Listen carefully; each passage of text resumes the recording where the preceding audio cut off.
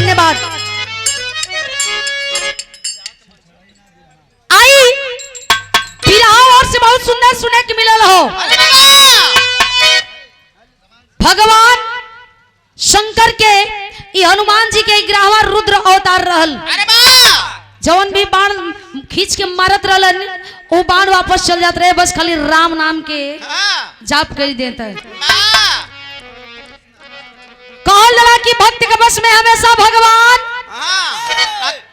आ जाते हैं। कण कण में भगवान बसेलन।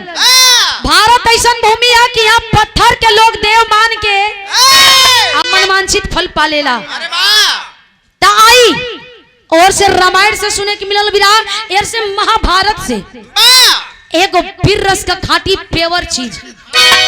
अब राजा वीर रस का अब यार से बतावल जाई। इनकर बिरहा पर बिरहा हमारे एकदम चापत जाई। दौरत जैसे दाल दराला चाकी में वैसे आवत बंद कहे हो जाता हो। उनकर तोहर बैटरी वाला सिस्टम बा। ई बाढ़ कहे दे दिल बड़ा हमारा के। एकदम रहुआ साथ में रही बैठ जाए। कोई दया चाहे ना रहे। अच्छा देवे नहीं है पैसा तो दे ले ही, देव के खत्म कर ले ही।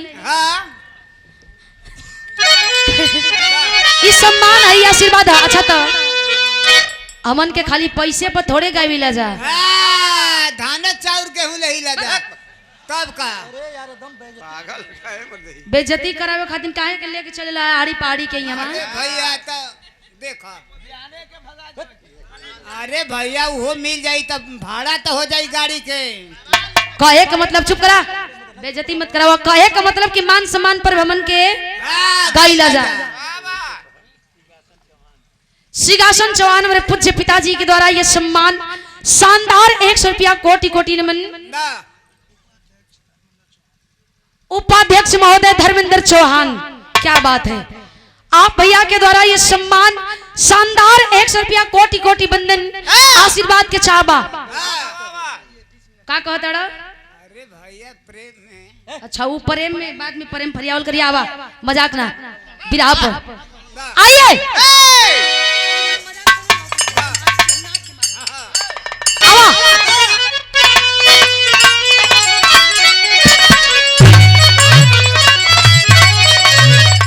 जैसे आप लोग बैठा रही मात्र 20 से 25 मिनट और ही संभाल रही। आई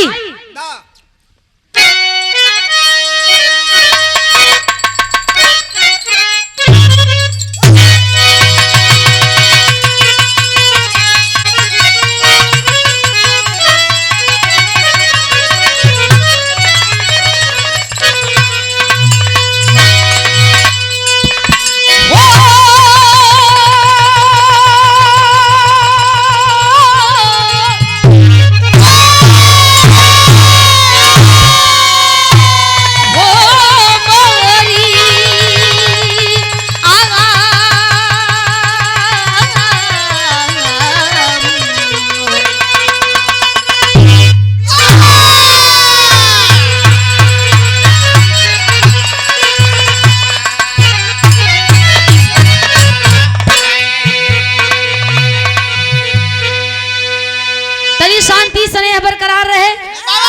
कभी की नई खोज जहां न पहुंचे रवि वहां पहुंचे कभी। जहां सूर्य के प्रकाश ना जाला वहां कभी का कलम चल जाले।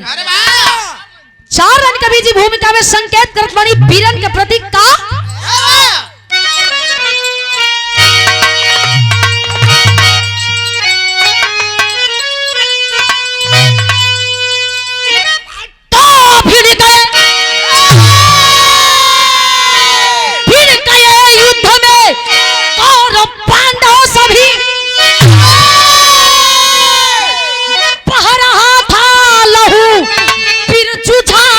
जंग में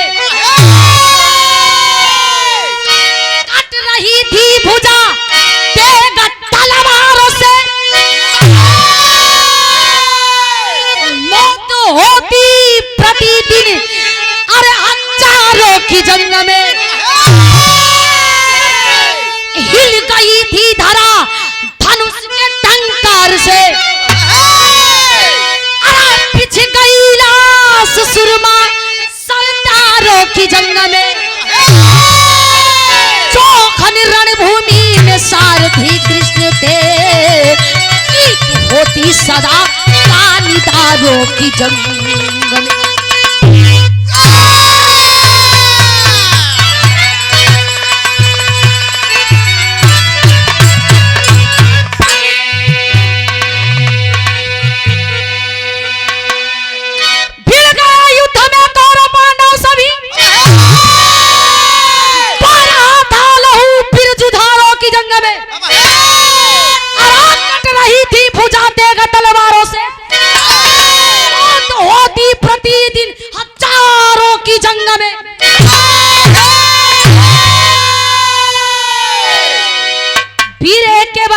ठेकेदार साहब एक के बार मरेलन अब मऊगा बार बार जन्म लिया बार ऐसे तो चल जाता। देखे कोटले सटा किन कर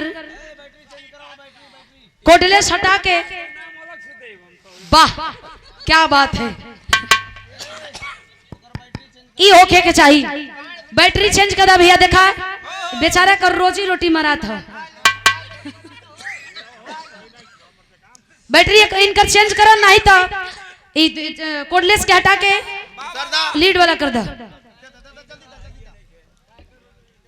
ए भैया सम्मानित कैली गुलबदन ठेकेदार साहब जी, ठेकेदारों के ठेकेदार। आप गार्जियन के द्वारा सम्मान 100 रुपया हमें और 100 रुपया हमारे जीएन के। अच्छा सम्मान के लिए सही कहता हूँ, तू बड़ी कमजोर हो गलो तो यार ख्याल रखेलन ठेकेदार साहब। दूध नहीं पिएला का पिएलन? गांजा पिएला जैसे तो मोटात नहीं है। शिकायत करवाई बा ग्रुप डी का तैयारी करत हूं। ज्यादा दिक्कत में परेशानी ना हो। गौर करेंगे बिरहा में एक लाइन गजल का नमूना है। अरे वाह अच्छा तो गजल कई दिन से सुनते मिजाज पिचपिचा गल है आज। अब तो वह भल रहत लेकिन आवा कसौटी पतनी आवत है आज मन मान जाए।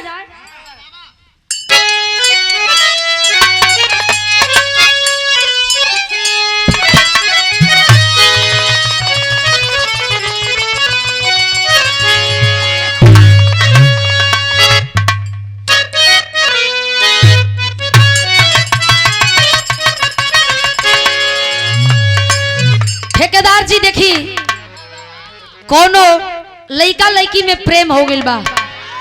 पंकज भैया कोनो लइका लइकिन में प्रेम हो गइल बा। लइका कहता कि प्यार नु कइले बानी कि मजाक कइले बानी। के हो आसाराम बाबू और राम रहीम बलात्कारी बाबा।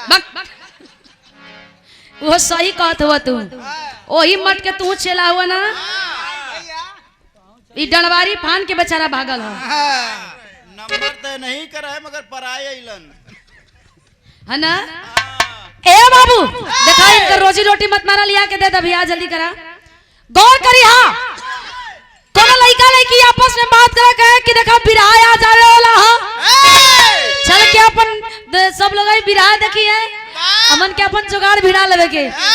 लइकिया कलस की मुंह फुकौनु जहिया दिन पकड़ैला कि अस लोल कुचाई ना याद हो जाई कि फिर पाचनबा ना खुद के। जैसे रुआ धुनाला वो सही धुनाई जाइबो।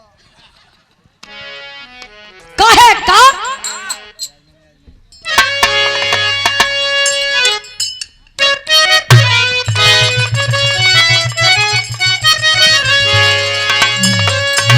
कहे कि जब प्यार किया तो अरे डरना क्या कहा था कि जब प्यार किया तो डरना क्या।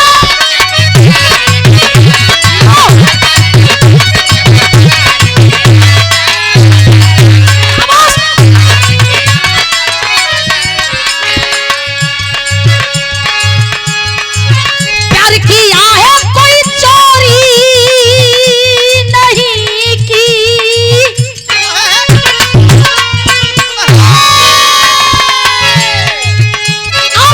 प्यार किया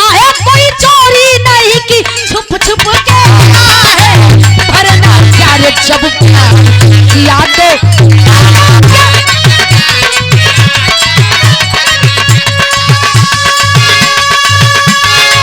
शाबाश बहादुर। ओहो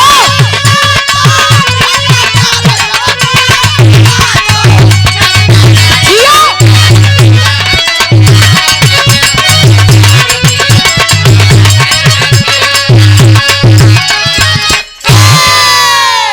लेकिन कवि जी वीर भाव पर संकेत करत बानी। ना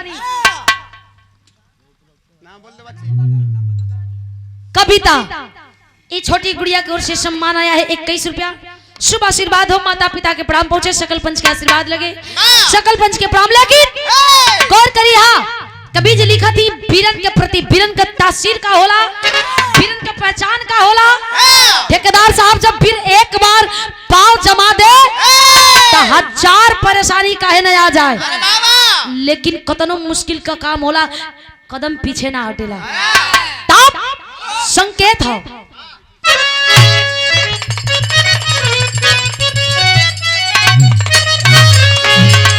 अरे मची गईले ये तूफानवा पानी पे, ओ मची गईले तूफानवा पानी पे। जिया बाबा।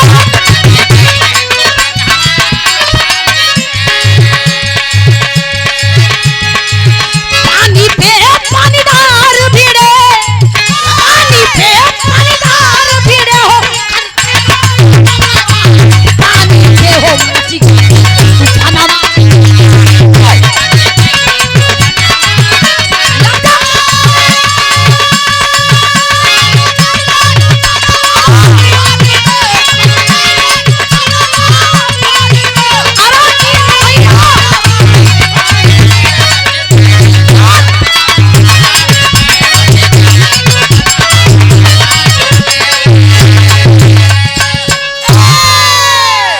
मची गईले तूफानवा पानी पे, अरे पानी पे पानीदार भिड़े तखन के धनुषा बनवा।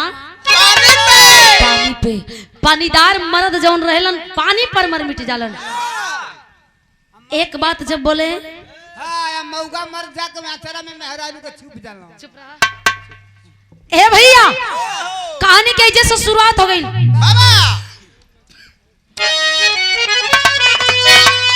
लगे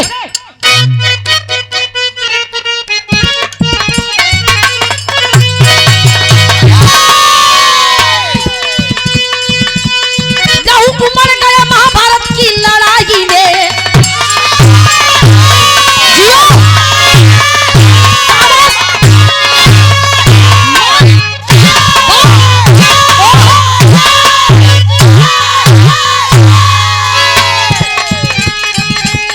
छिड़ गया युद्ध कौरव पांडव भाई भाई में। एक तरफ भीष्म कर्ण धनुर बलवान चले,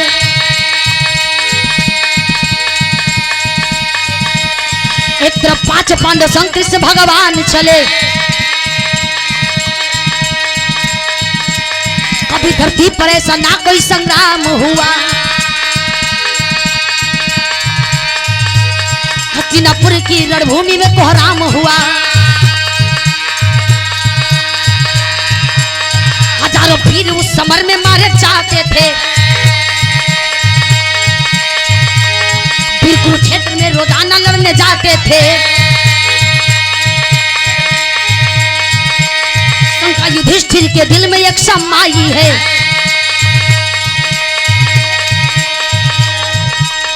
क्या है पोल छिपा कैसी ये गहराई है। बात मनोहर से धर्मराज ये सुनाए है, बात मनोहर से धर्मराज ये सुनाए है। श्री कृष्ण भी मुस्काए है।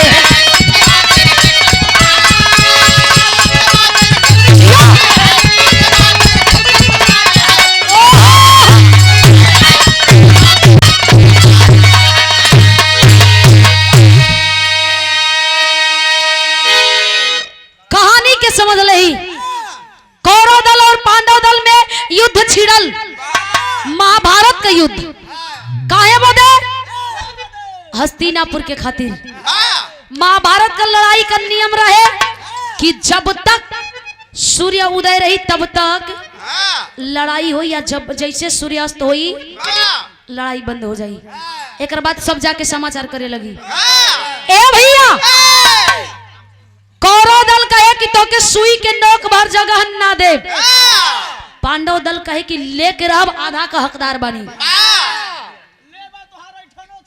वाह भाई वाह, है ना? ए भैया गौर करिया, दोनों ओर से लड़ाई छिड़ल हो। हाँ, लड़ाई करावे वाला के रहल के, माधव मुरारी, हाँ, सब कुछ रचल नहीं का, हाँ, मुस्कियात हुआ बैठ के, मुस्कियात हुआ बैठ के भैया। ए, लड़ाई छिड़ गई हस्तिनापुर के खातिर। जब लड़ाई छिड़ गई हाँ, तब बिरहा में एक लाइन बड़ी मार्मिक गीत लग गई।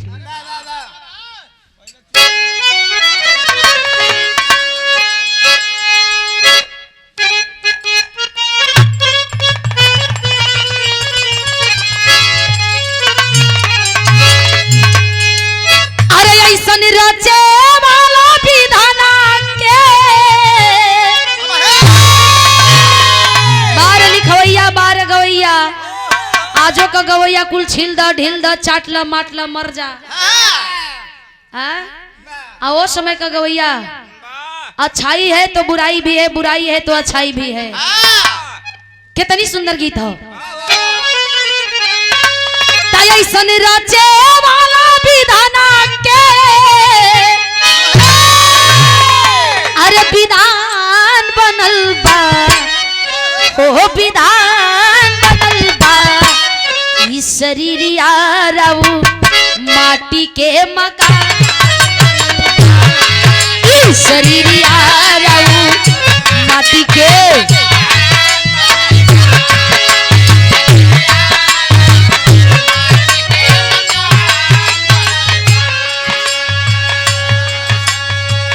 युधिष्ठिर के मनवा में शंका है लगे, युधिष्ठिर के मनवा में शंका है कौनी बात के कि महाभारत का लड़ाई होता, कुरुक्षेत्र में हजारों लाश हर रोज बिछेला, जहाँ खून के नदी बहे के चाहिए वो खूनवा होला का, वो लसिया होला का।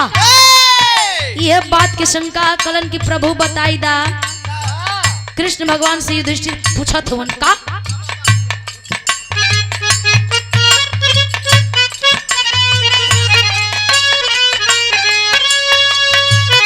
पहले होके दा लड़ाई जंग जुझार मीतवा, पहले होके दा लड़ाई,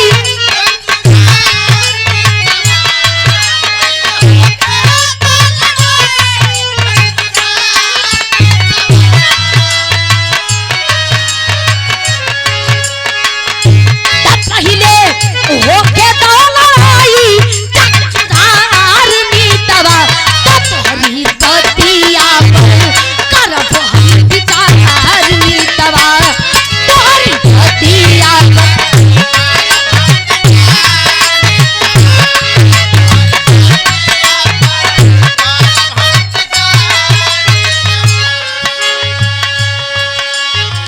युधिष्ठिर के मनवा में शंका की लसिया ई खुनवा होला का, होत सुबह सब साफ सुथरा काहे सुबरण हो जाला, काहे आखिर का माजरा है। कृष्ण भगवान कलन की देखा बाऊ ई जवन होत है के होके दे के देखा। कमेटी के तरफ से अजय भैया और गुड्डू चौहान भैया 1-1 रुपया देकर के सम्मानित कैली। कोटि कोटि वंदन, आशीर्वाद के कामना बा। कहानी ध्यान से ना उतरे, गौर करी। आ लोग समझावत बड़न कहा का जंग की रड़ भेड़ अब बाज गई, जंग की रड़ भेड़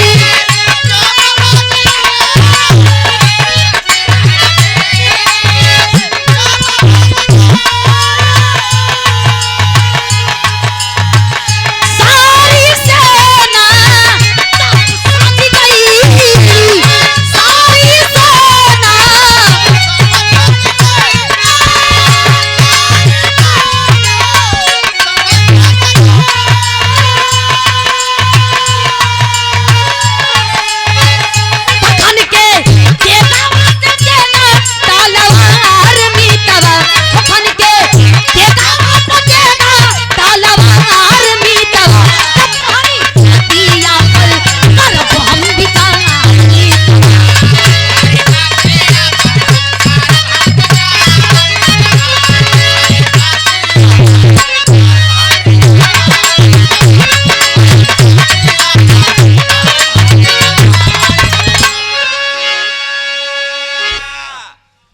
कि भैया युधिष्ठिर जवान ही हो था बस एके होके तो तू देखत जा आगे आगे का होला सबर कर सबर का फल मीठा होला। अरे बाबा कृष्ण भगवान जब इतनी बतिया कलन युधिष्ठिर कलन के अच्छा सबर का फल मीठा होला तो हम इंतजार करब कब तक तू हमें मीठा फल देवे लो हमहू के इंतजार बा इंतजार करत अड़न धीरे धीरे लड़ाई आगे की ओर बा।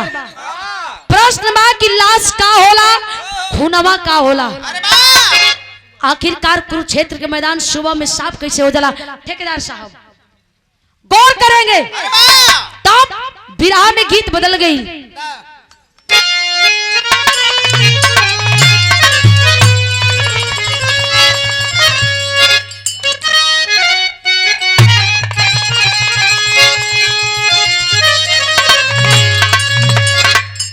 देखी जमाने का गीत हो कोनो भौजाई अपने देवर से मजाक करत बिया कहत बिया कि गोवर्धन पूजा के लक्ष्मी जी के मेला लगल बा चलो न तन की घुमा ले आवा। रही जिलेबी खिया था हमरो के। अच्छा तो फुसिलावे ली तो बड़ा आचरा के कौन पकड़ ली है बाबा लगी है धके। अरे चोना मत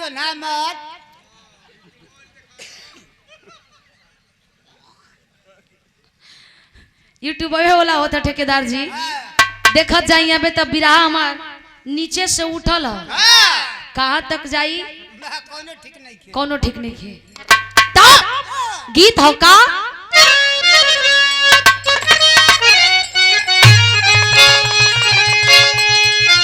अरे छपरा सहरिया में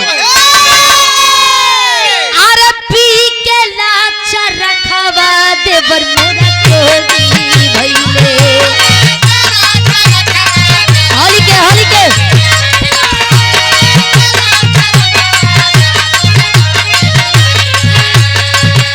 अरे पी के लाचा रखवा देवर मोरा जोगी भइले।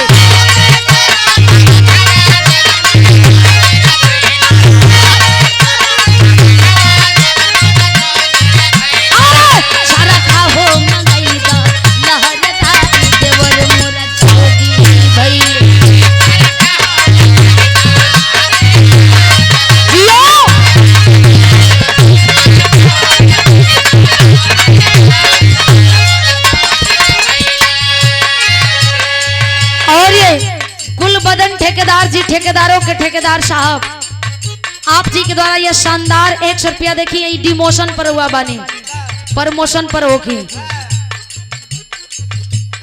देवेंद्र चौहान ना देवेंद्र चौहान बड़े भैया के द्वारा सम्मानित 100 रुपया दे के सम्मान के लिए। अच्छा इ मीडिया लोगन के 4 जना बाड़न इस 100 रुपया भैया तो लोगन कहा आके ले ला जा मीडिया वाले भैया वैसे देवे के तो लोगन के हमें चाहिए ए घड़ी खूब कमाई होता तो लोगन का है ना। लेकिन गौर करी हाँ कुरुक्षेत्र के लड़ाई में महाभारत के लड़ाई में आइल के हे जैन सुना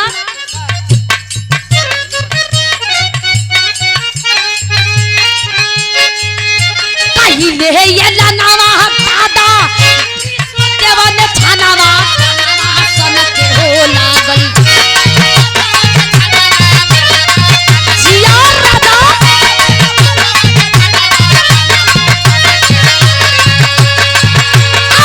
भीष्म देवन छानावा बनावा सन के हो लागल।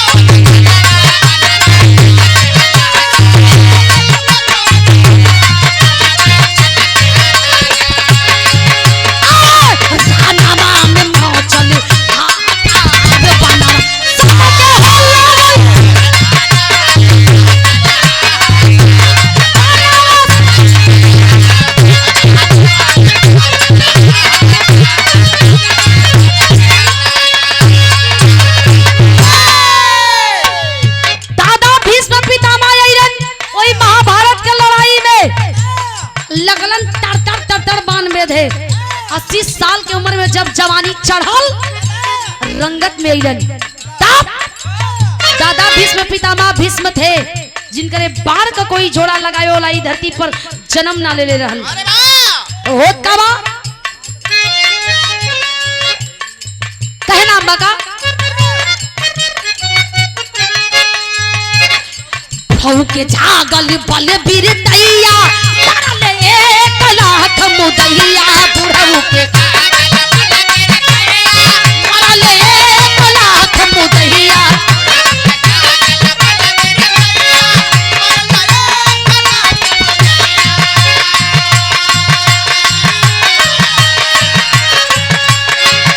कोई नाही लड़िए पीर कोई नाही लड़िए पीर बाबा के समानवा बनवा सन के हो लागल बाबा के समानवा बनवा सन के हो लागल बनवा में मौजल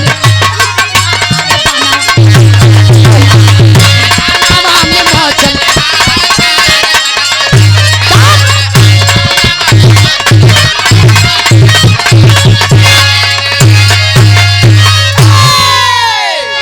ए भैया दादा भीष्म पितामह जब अइलन महाभारत के लड़ाई में इतनी बाण मारत हुआ कि लाख लाख मुदई गिरा दे।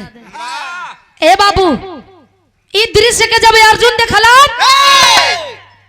कलन की लगा था कि आज मान सम्मान ना बची, आज से महाभारत के लड़ाई खत्म हो जाई।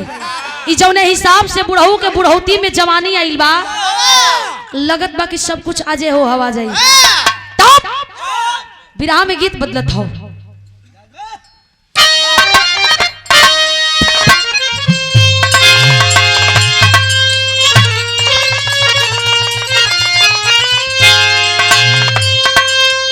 देखी दुल्हन का कौनो मन बढ़ाई ठेकेदार जी, कौनो दुल्हन अच्छा तो दुल्हन फरमाइश करेली लो कि हमके काने का 3 तलवा बनवा दो, हमके मछली का काट कर नथुनी बनवा दो। लेकिन हई दुल्हन के देखा मन बढ़ाई। अच्छा ये खाली पंकज वो कहेली कहत बड़ी का कहत बड़ी। ये गीत बड़ी शानदार है। गीत के हमरे गुरु जी गीता त्यागी जी अपने जवानी के आलम में गावत रहली। वाह भाई वाह, देखिया भाई मंगरा नजर मत लगे। देखा मंगर सुमार कुल हमें ना आवेला, लेकिन तू नजर मत लगई तो ऐसे कह तो हम ऐसन भाई के 2 बोझा पूरा डाल के हमें माचिस मार दे, नहीं तो सल्फास का गोली खिया दे। लेकिन कौन करी हाँ दुल्हन कहे ठेकेदार जी का कहे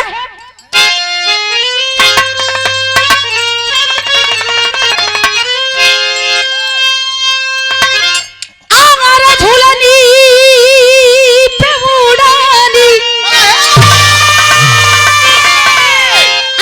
झूलनी पे उड़ानी अरे जहाजिया उड़ादा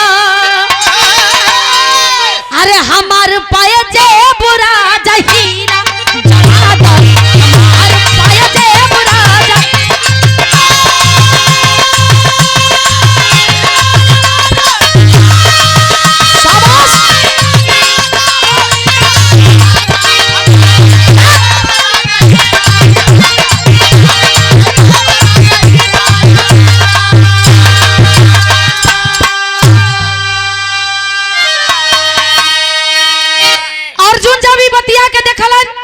देखी सवाल खड़ा है। और ये गुलबदन ठेकेदार साहब जी आप गार्जियन जी के द्वारा पुनः ये 100 रुपया एक गीत के भाव पे सम्मान के लिए कोटि कोटि बंदन आशीर्वाद के चाहबा। ए भैया गौर करी हा लगी सवाल अबे खड़ा है कि खुनवा होला का उलसिया होला का।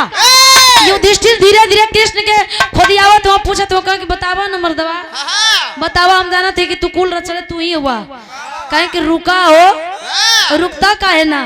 तब कला चाहता हम रुकल है, लेकिन कुल दृश्य देखा था अर्जुन कलन की बा बा बा हई दादा ही बुढ़ऊ हई से जब बाण मारत हुवन तो एकदम लगा था कि आज सब कुछ खत्म हो जाई। ए भैया कृष्ण जी से कनाव में आके कलन की का हो ये रहन रही तो देखत हुआ ना कलन की मुँहे करी खा लपेटे के पड़ी कहले कि देखा बुड़बक नियम मत बतियावा, हमार बात सुना बतावत हुन। कहलन कि जवन अम्बा काशी वो जन्म में रहल ए जन्म में शिखंडी के रूप ले ले जा मर्दवाओं के बैठा के अपने रथ के सारथी बना के लिया। कहलन ओसे का हुई? कहलन कि दादा भीष्म पितामह का कमजोरी हम जानत हई। कमजोरी उनकर का है? दादा भीष्म पितामह अर्जुन के ही बतिया करत देखलन तब वो कबरी बने है कबरी बिगड़ी है। ए भैया देखलन दादा भीष्म पितामह करन बा अर्जुन बा शाबाश शेर देखली, लेकिन तोहरा नियन नहीं कहे का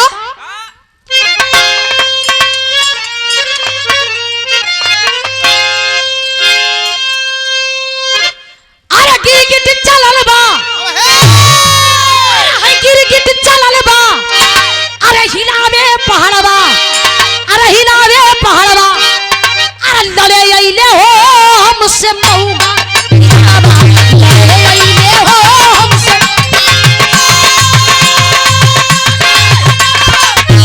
जियो।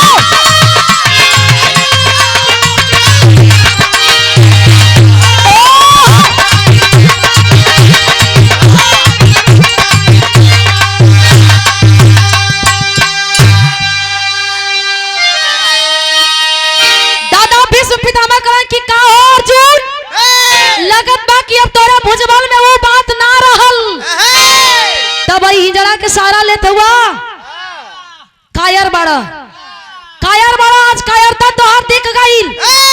बहुत मर्दवा तोरे जवानी पर धिक्कार बा, अगर मर्द बाड़े तो उठा ला धनुष बाण कहल ललकार के का अरे भुजवा में दम होता, अरे भुजवा में दम होता, अरे धनुष उठावा, अरे कुंती के लाल माया तनवा में आवा,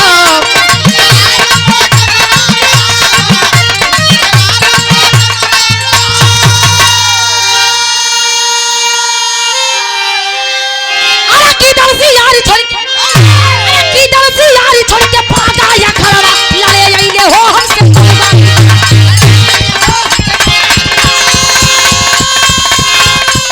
जिया बहादुर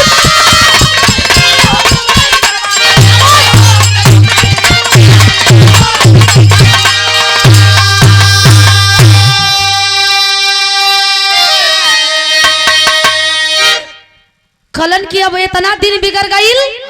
ए अर्जुन इतना दिन बिगड़ गईल के हिजड़ा के लेके हमरे सामने आवे के बात करत बड़ा आ गईला।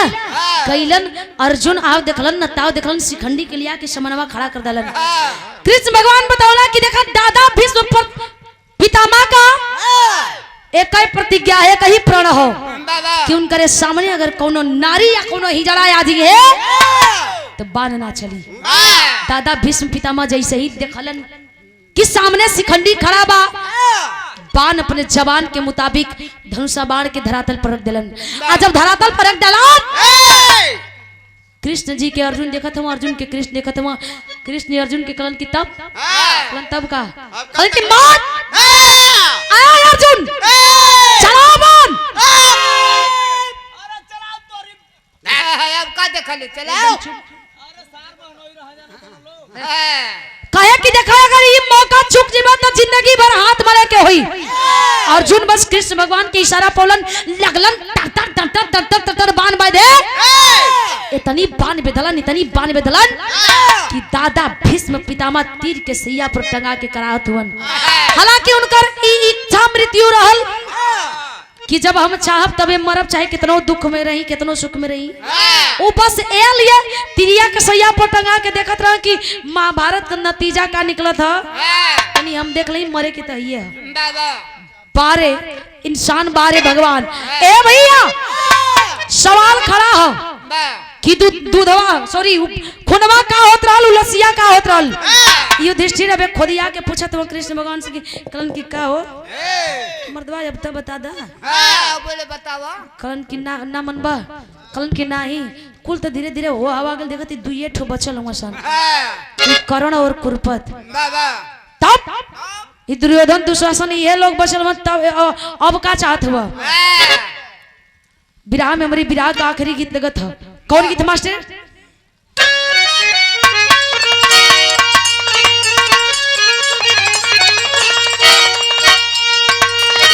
लोग गावेलन देखा पंकज भैया, जैसे हमारे साथे लोग गावेलन वैसे हम गाइला।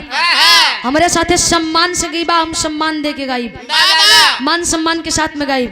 हमारे साथे अगर कोई ई मत हई जौन सिटी लेत हो के मत लेवे दा। हमारे साथे जे जैसे गावेला वैसे हम गाइला। गीत त लोग गावेला कि सासू मारे तनवा ननदियो मारे तनवा, लेकिन ई जे जैसा ना ओकरे खातिर अब तोरे ने सम्मानित आदमी खातिर के तनकी से हम बदल के गाइला का। अरे वाह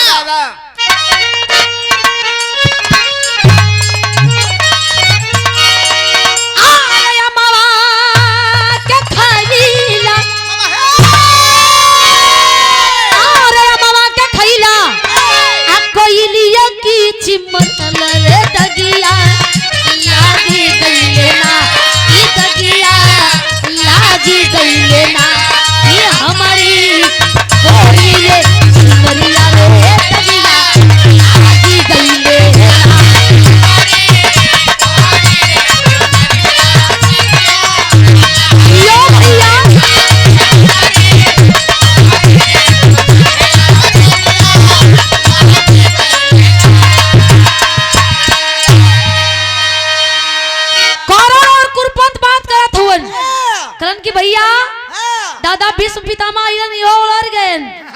अब का होई बतियावत होन का। अरे बोला करो वीर कुरा, बोला करो वीर कुरा, बाता से बचनिया रे पनिया कैसे जागिना कि पनिया कैसे जागिना ओ जवानिया रे पनिया जागिना।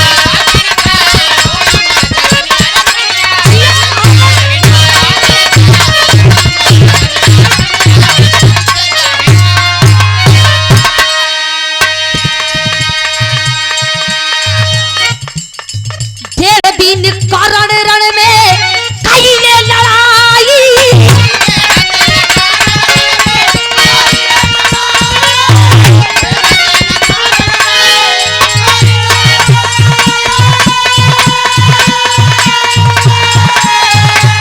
नहीं आई न उनकर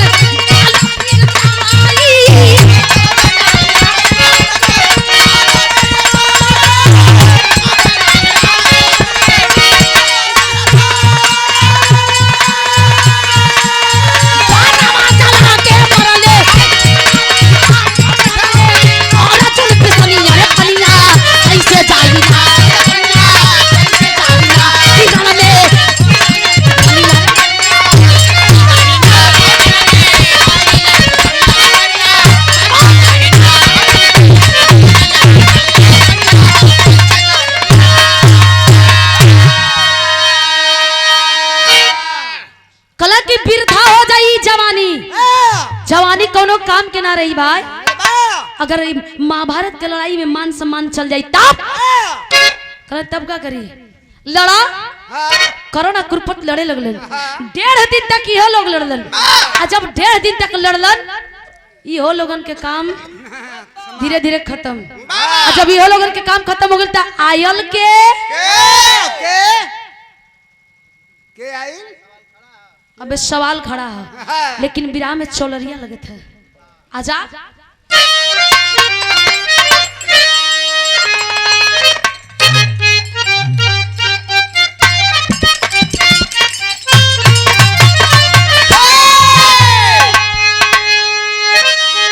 डंका बजाई दिहल ये कुंती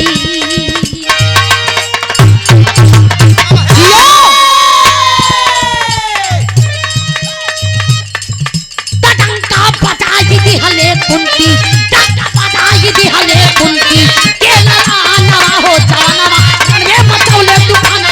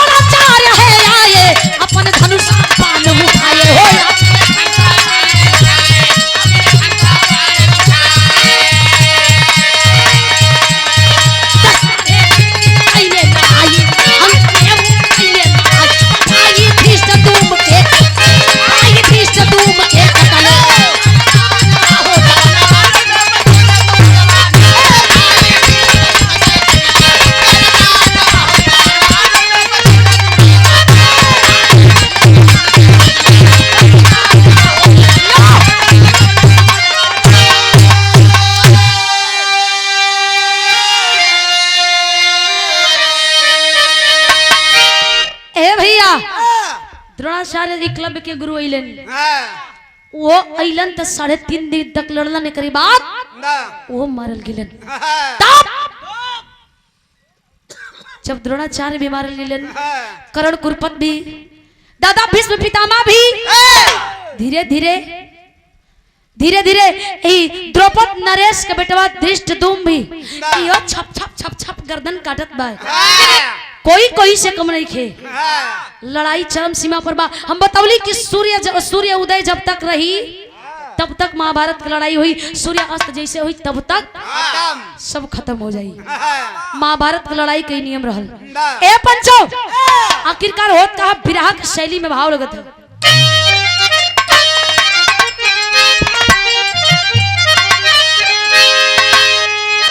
एक बढ़ जा भैया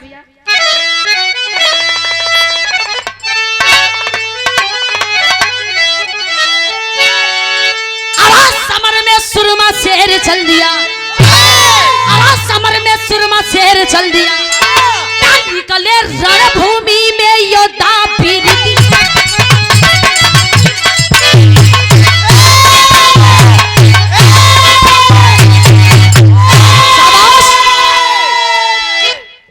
समर में सुरमा शेर चल दिया। पूछत बड़न युधिष्ठिर आखिरकार पूछत हुन कलन की देखा कहिए से सबर करावत हुआ, अब सबर ना करब, अब हमें कच्चा चाहिए चाहे पक्का चाहिए, जवन हो उहे बता दो।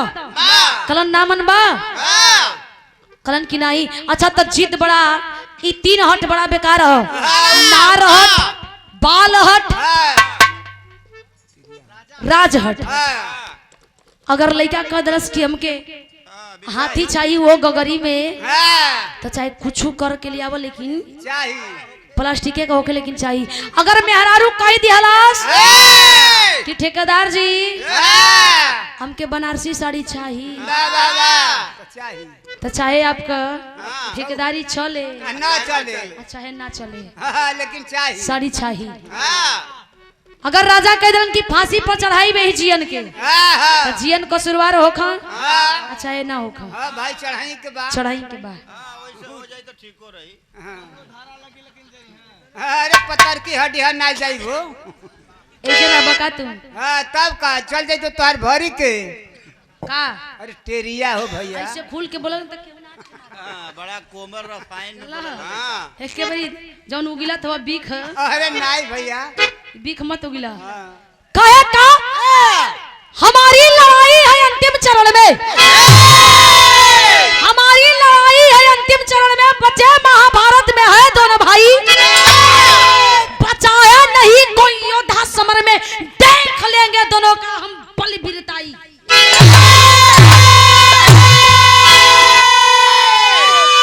पिता 16 दिन लड़ते लड़ते कन्हैया, पिता 16 दिन लड़ते लड़ते कन्हैया, और लड़का करिश्मा दिखाना पड़ेगा। एक शंका है भारी मेरे दिल के अंदर, तुझे मुरली वाले बताना पड़ेगा।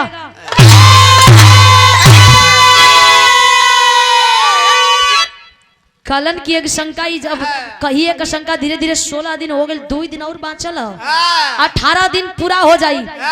अबे उ ना बतौला कि लसिया होला का और खुनवा होला का, आज पर्दा फाश कर दा। कलन ना मनबा तू, कलन एकदम माने का सवाले पैदा नहीं हो, नहीं मानेंगे, आज हमें जानना है। कल की दुइये को दुर्योधन दुशासन बचल हो सही, यानी कि कहीं से झपट्टा मारो तो चलिए, लेकिन पहले हमारी बात सुनो, हमें बतावा तू बताओ तलन यहाँ पहट के भाव लगा था।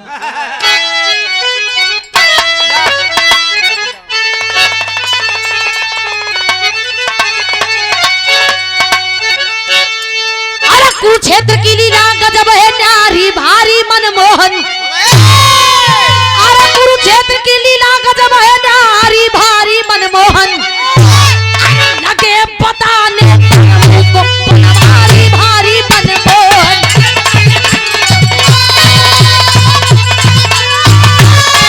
जियो बहादुर जियो,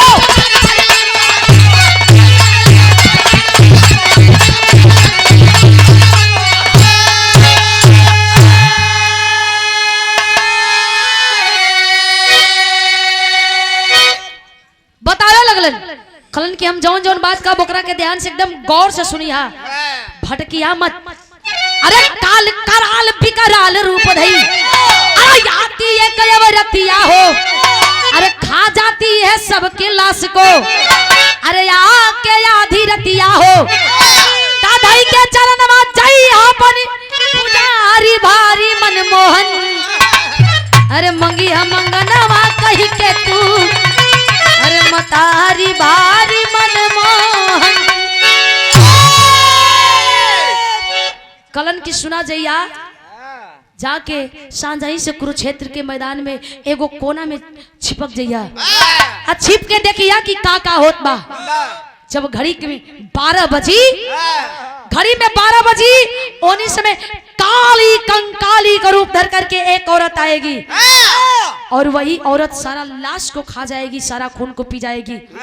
बतौला के अनुसार जाके युधिष्ठिर वही कुरुक्षेत्र के मैदान में देखत बड़न, देखलन इंतजार बा घड़ी का कि कब सुई 12 पर अटकेले। जैसे ही 12 बजल हो भैया, गजब रे गजब, गजब हो गई। काली कंकाली का रूप धर करके एक औरत आ रही है, सारा लाश को खा रही है, सारा खून को पीते जा रही है। देख के सारी बतिया युधिष्ठिर अवाक हो गइलन, अवाक हो गइलन। देखत बड़न कलत बन बारे बा कलन किताब बतौले रहलन कि जाके चरण में गिर जिया, जाके चरनिया में युधिष्ठिर गिर गइलन। युधिष्ठिर जब चरनिया में गिर गइलन, कले कि तू के, कलन के अब जे भी है हमें माफ कर दा, खाली माफी तैसे मिली ना बाबू। ए भैया आखिरकार कहे पड़ता, आला में प्रमाण मिलल, राम जी शाह करहगर रोहता सबे बिहारी हमार जन्मभूमि। अबे 2 दिन पहले करहगर में कार्यक्रम रहल, बड़ा सम्मान मिलेला धरती पर। आप बाबूजी की ओर से सम्मान 100 रुपया कोटि कोटि बंदन आशीर्वाद के चाहबा। ए बाबू आखिरकार कलन की माफ कर दे, कली की ऐसे माफी ना मिलता हूँ। कुछ बर मांगा, कलन की बर का मांगी हो, तब आल्हा में प्रमाण देवल गए।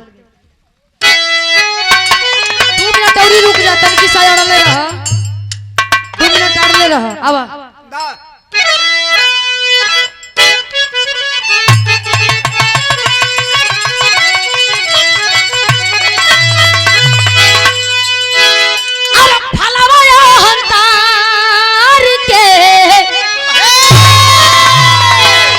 लगे हो जवनी डढ़िया, अरे वो करे बस एक दिन होई हो पीटा,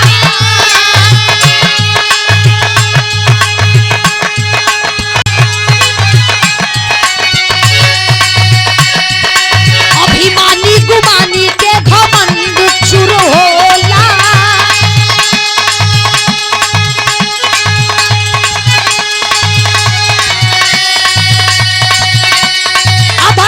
करमी के होई जाला ना,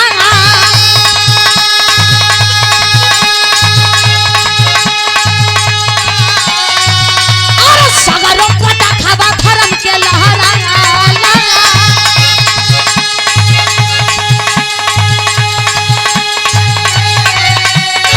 अरे जीवन में खिले पूजा परका,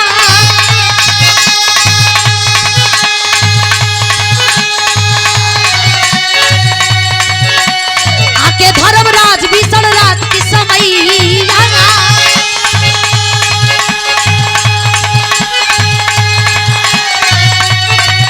अरे जाई के चरनिया गिरले भाई के हुल्लाना,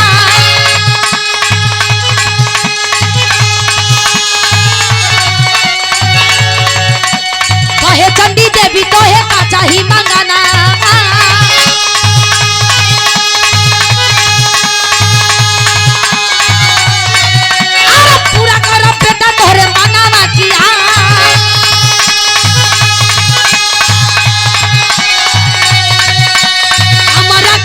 माई जिंदे स्वर्ग लोका,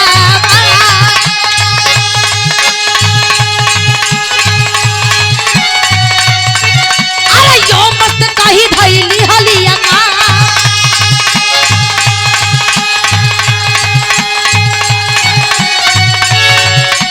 रही देवी चंडी वो द्रौपदी भवनी,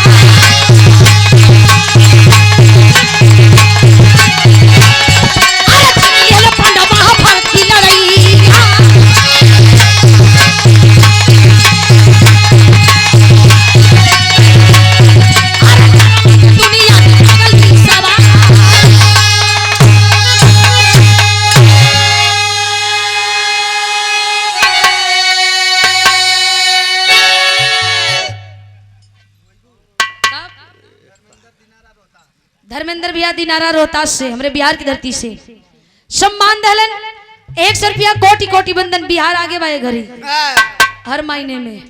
बहुत बहुत धन्यवाद। ए बाबू गौर करिहन बतावे लगलन जाके जैसे जैसे बतौलन वैसे वैसे चरनिया में गिरल हुन। चरनिया में कलन की हमें माफ कर दे, कलन की बर मांगो कलन की बर का मांगी हो, हम का बर मांगी। आखिरकार दिमागी कसरत दिखा बर मांगत हुन। वो रहल के वो औरत रहल के पांचों पांडवों की पत्नी द्रौपदी वही थी, वही काली कंकाली का रूप धर करके आती थी, सारा लाश को खा जाती थी, सारा खून को पी जाती थी।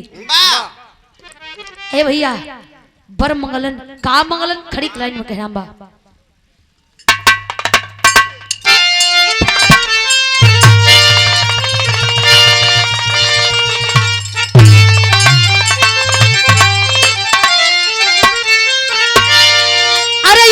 धर्मराज जी धर्म के एगो लगा ला, एगो बढ़ जा।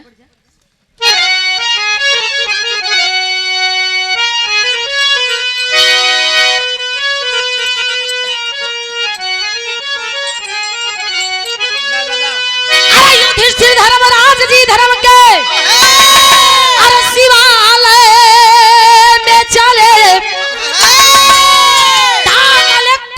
के ललनवा हो हिमालय में चले। यो बहादुर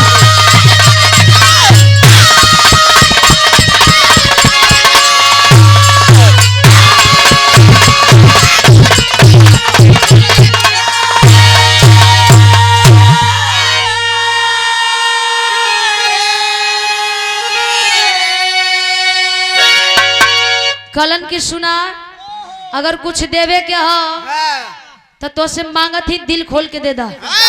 कली मांगो जल्दी मांगो, टाइम नहीं है मेरे पास। ए भैया कलन की हमें देवे के तो तू जिंदे स्वर्ग लोक दे दा। भुला गलन की 4 भाई और सथवा में बढ़न कली यो मस्त, जैसा तुम चाहो वैसा ही होगा। अपने के जिंदे स्वर्ग लोक मांग ले 4 लोग ही हमें ये हिमालय में गल गिलन। तब आखिरकार हस्तिनापुर के राजा के बनल राजा वीर परीक्षित। वीर परीक्षित राजा ऐसे राजा बनलन कि हर एक जीव जंतु से लेके प्राणी के भाषा समझत रहलन।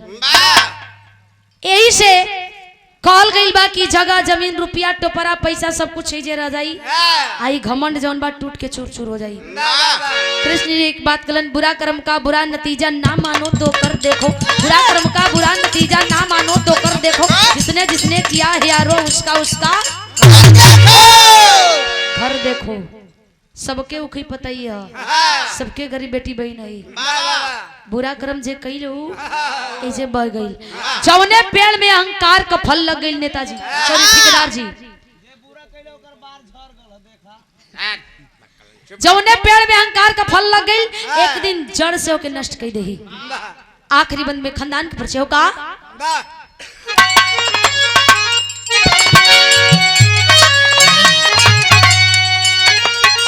तो तुझे बरकासी बुल्लू सुख नंदन गुड़ गाए। रंजित रवीना राम दयाल कवि जो कन के सिर झुकाए।